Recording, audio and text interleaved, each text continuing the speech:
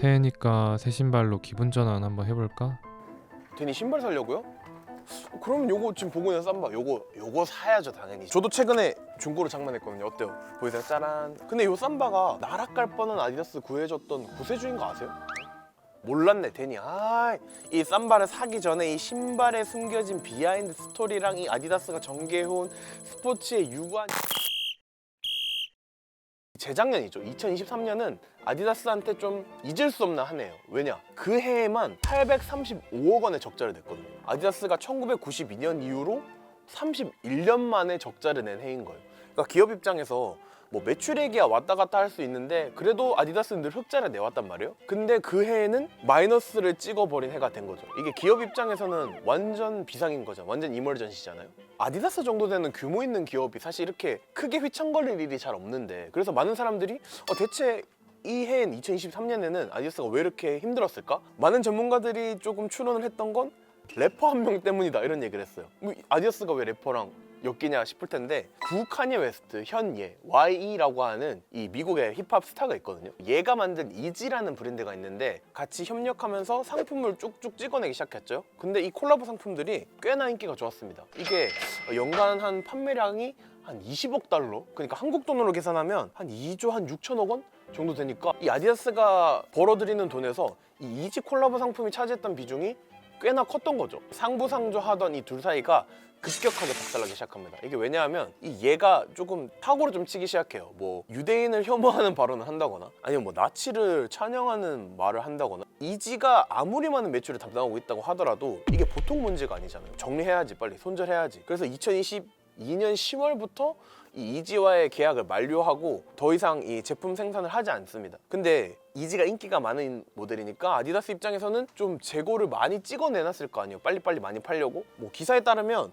이 남은 이지의 재고분을 폐기하는 데만 한 6천억 원이 넘는 손실을 아디다스가 봤다고 해요. 이렇게 위기에 빠졌던 이 아디다스를 그래서 구해줬던 게 요 삼바라는 친구죠. 2022년 말부터 한 2023년 초부터 확 뜨기 시작했는데, 왜냐하면 이게 흔히 뭐 옷 잘 입는 셀럽들의 간택을 얘가 받기 시작합니다. 뭐 대표적으로 뭐 올드머니 룩을 유행시켰던 켄달 제너, 아니면 뭐 Y2K 붐의 중심에 있었던 뭐 벨라 하디드, 이런 좀 글로벌 탑 모델들이 신고 다니는 게 파파라치 컷에 계속 걸리기 시작하는 거예요. 그러니까 사람들이 이 사람이 신었던 이 신발 뭐지? 궁금하기 시작하면서 글로벌하게 좀 하이브를 불러일으켰고, 국내에서는 블랙핑크의 제니가 신으면서 뭐 제니 신발 약간 이런 식으로 조금 불리기도 했는데, 제가 기억나는 건 삼바가 한국에 발매가가 한 99,000원, 한 10만 원 안팎의 형성이 돼 있었는데 이게 한때 리셀가가 60만 원까지 뛰었어요. 그러니까 한 6배 가까이 뛰면서 사실 그 60만 원으로도 구할 수 없었던 적도 있었거든요. 하나 알려진 건 아디다스가 CE 오피셜 2023년에 대비해서 2024년에 삼바 판매량이 10배나 늘었다. 이 삼바의 인기가 어느 정도인지 좀 확실히 알 수 있는 부분이 아닌가 싶어가지고, 그래가지고 이게 이렇게 저 화장실 좀 가요.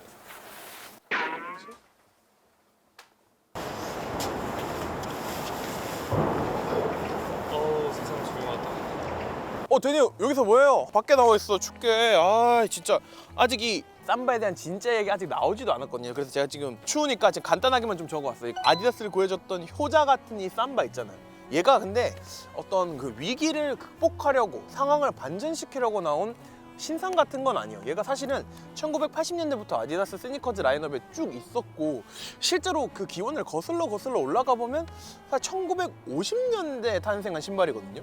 이게 처음에는 좀 특수한 목적을 가지고 만들어졌어요. 이게 아디다스가 독일 브랜드잖아요. 독일하면 대표적인 종목이 뭐야?